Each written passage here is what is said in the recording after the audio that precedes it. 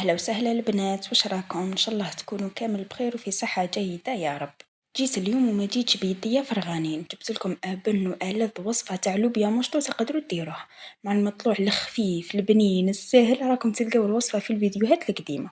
وبالنسبة لوصفة اللوبيا هذه أسهل وصفة تقدروا تجربوها، ما تحتاج تقلي، ما تحتاجي حتى حاجة. ديري فلاكوكوت كلش على ضربة وغداك يكون واجد. نبداو اولا باللوبيا، نقيوها مليح مليح ونغسلوها، نشمخوها في الماء، نخليوها واحد 5 دقائق وهي مشمخه. من جهه اخرى نجيب لاكوكوت تاعي مع حبه بصله تكون شويه متوسطه، تكون مليحه ماشي صغيره بزاف. نقطع النص تاع البصله ومن بعد نحط اللوبيا تاعي. شوفوا هذه الطريقه، طريقه الطبقات. تجي بنينه بنينه على قد ما نقولكم بنينه وقليل فيها، جربوها وعينيكم مغمضين. تجي بنينه على كي تقليو. من بعد ما نحط اللوبيا تاعي نحط كميه برك ماشي الكونتيتي كامل اللي عندي نحطها في ضربه، لا نحط طبقه تاع بصله مقطعه ما ترحيوهاش، تكون مقطعه باليد. من بعد نزيد طبقه اخرى تاع اللوبيا. من بعد ندير حبه طماطم، والطماطم تاعكم لازم تقشروها ما تخليوهاش بالقشره، سينو من بعد كي طيب الماكله تاعكم راهي تجيكم القشور، راكم تلقاو القشور تاع الطماطم في الماكله. فهمتوني يا اخي؟ نقطعوا حبة الطماطم تاعنا ومن بعد نحطوا الدجاج. شوفوا كل وحدة حسب أفراد العائلة تاعها، كل وحدة تحط الأطراف اللي تحبهم هي يا أخي تفهمنا. من بعد لهنا نسيت ما قطعتش الفلفل، قطعوا الفلفل. اللي تحب دير الحار دير، اللي تحب الحلو دير الحلو كيما تحبوا. يا أخي أنا ما نشرط عليكم ما نقيدكم.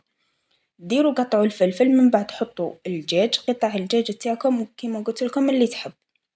من بعد نزيد نحط طبقة أخرى من اللوبيا. على هذه قلت لكم راهي بطريقة الطبقات، أنا نحبها نموت عليها. تجي واحد اللوبيا كي العسل، تجي معسلة، ما تجي ميها بزاف ما تجي ثقيلة بزاف، تجي على الكيف.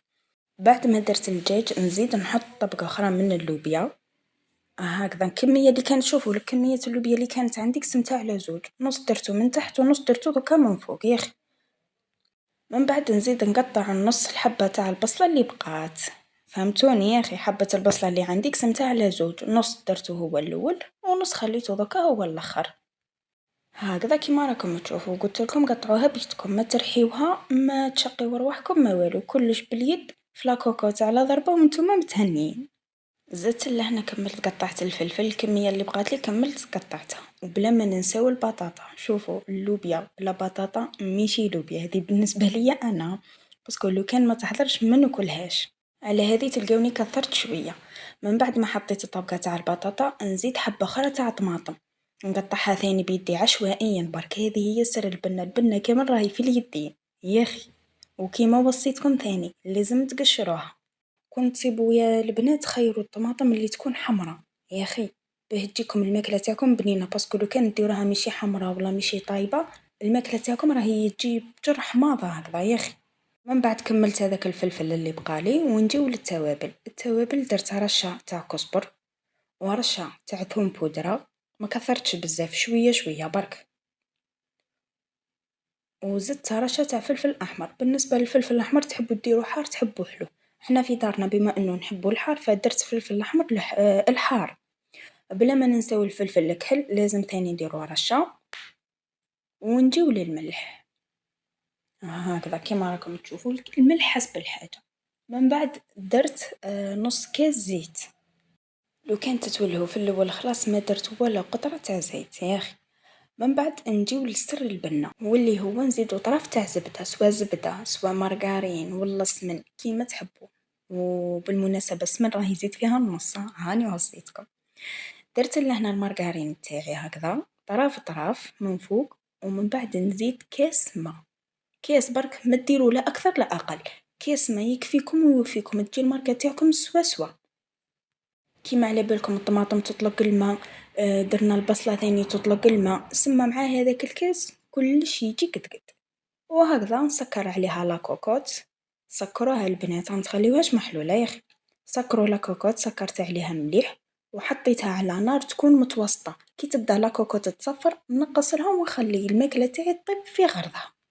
شوفوا حطوها وخليوها تطيب في عقلها على نار هاديه، تديلكم ساعتين نورمال ما تخافوش، راهي ما تتحرق ما عنده ما يصرالها.